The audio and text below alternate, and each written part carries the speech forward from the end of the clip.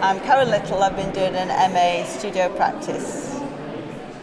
I've been living in Spain for 6 years and been just not really engaging with other artists, I was very much on my own, getting on with my own work, living in a village, and I wanted to get back in the community, I suppose, and it's been 20 years since I'd done my degree, nearly, so I felt it was time for thinking about why I was doing something rather than just getting on and doing it. It has been a really good experience, yeah.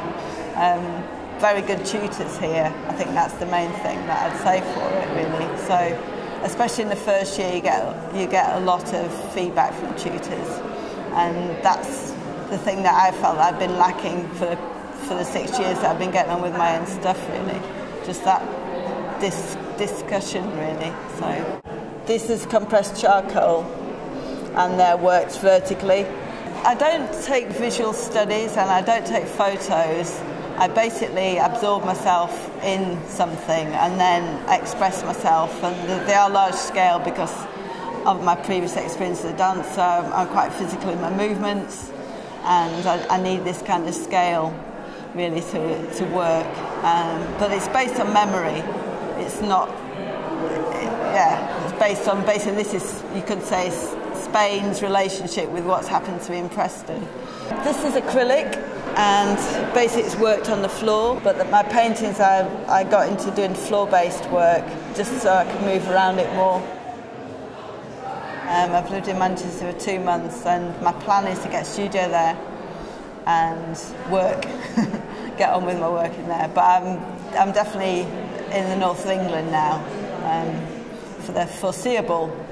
But yeah, I was living in London before I moved to Spain, so I've been south for 20 years basically, and now I'm up north where I was born, so it's kind of a return, I guess.